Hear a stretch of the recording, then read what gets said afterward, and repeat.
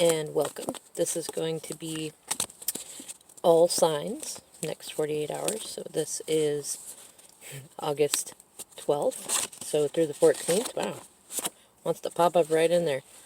Oh, interesting. It's funny, Spirit wanted to speak pretty quick. So, 9 of Wands.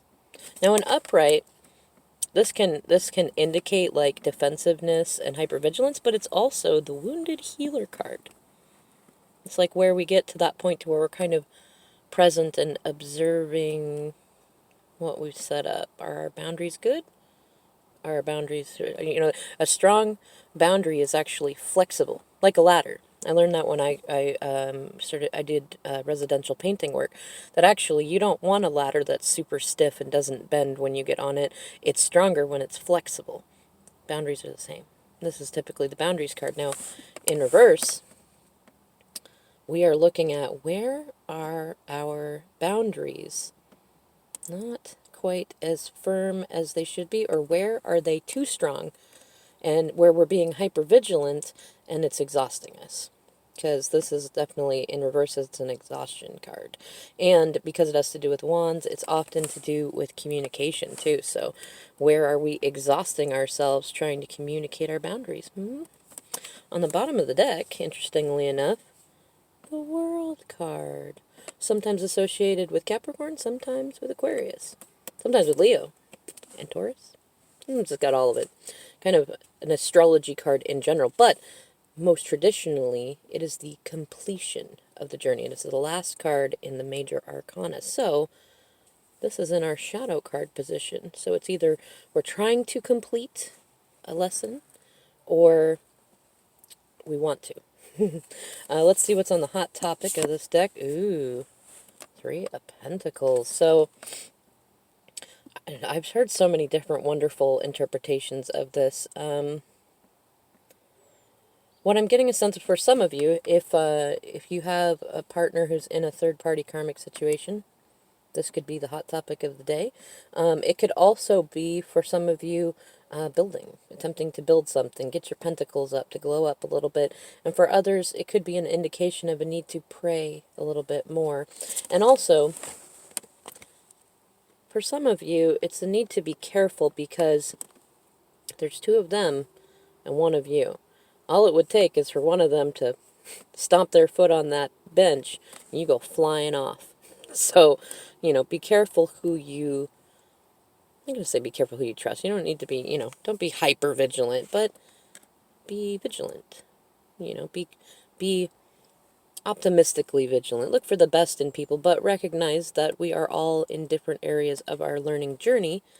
And some people would rather turn over the bench than to allow you to start building on it. And as was pointed out to me too, in some ways this is kind of a false foundation too. So, hot topic of the day, false foundations, things like that. Let's see what's in the middle of the deck here. Ooh, Ace of Cups reversed. Where are we repressing our feelings? Where are we preventing ourselves from experiencing genuine love and intimacy? And I'm feeling the question, ask yourself, where do you choose pain over love and why? And let's see a little bit more at the bottom of the deck. Oh, wow. Right underneath that World card, look at that, the 4 of Wands. If you're in a twin flame journey, this is the twin flame card. For you and everybody else, it's also about stability. 4 legs to a table, 4 legs to that bench, right? And it's about celebrating and union and sometimes marriage, things like that. But it's also a lot about communication because of the Wands element in there. Wow, right beneath that, Ace of Swords, some truths coming out. The Hermit. Maybe some dreaming. Some of you might be having some intense dreams, especially about... Oops. Excuse me. I'm just going to go ahead and keep that in the video. So, some of you might be having a fall. Others of you might notice that somebody else is having a fall, kind of a fall from grace. And what's funny is right past that Hermit, the Sun in reverse. So, that could very much be recognizing, kind of getting your ego knocked down. Yeah, that one came up earlier in a different spread. Four of Pentacles in reverse, feeling tired, recognizing that you don't have the stability that you want, being greedy, trying to hold on to every little resource because of hypervigilance, really. And the Two of Swords, which can sometimes indicate a third-party situation, but most importantly, it's about learning to trust your intuition and to recognize that you don't need the swords to defend you. You don't need external resources to validate you. You can trust spirit and trust your intuition, even if in the 3D it doesn't seem like that. Underneath that, we have the Page of Wands, a little bit of immaturity energy in there. And remember, we reflect, so look at, if you feel like somebody is being immature around you, look at how you may be being immature. Right under that, the Fool, which is also another immature energy, also mostly related to Aries. But it can be a wrong step taken, tripping over yourself, gaining the perspective that you have taken, you took a leap of faith and it did not go exactly where you wanted it to. Wow, and right behind that, the Eight of Cups. So some of you may have left a former relationship or living situation or job and realized that you were happier where you were, or you're where you ended up in is not the step up that you thought it would be, or you might have someone coming to you telling you about that, or for some of you it might be the return of somebody that you've been thinking about, or just the want for it, and or them wanting that too. And the reason why, feeling left out in the cold. Poverty mindset, feeling like, actually that might be keeping them from speaking up in it, at least right at the moment. But Spirit's got your back, and their back. Even though it doesn't seem like it sometimes when towers happen, we don't think that Spirit's got our back, but that's really, the Wheel of Fortune is, okay, time to shake some things up, time to turn some things over, it's time to get out of this icky, uncreative, blocked up sacral chakra energy.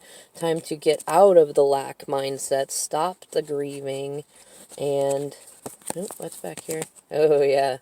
Look at where we would like deeper connections, where we have toxic connections, what karma we need to pay, especially to those of the past.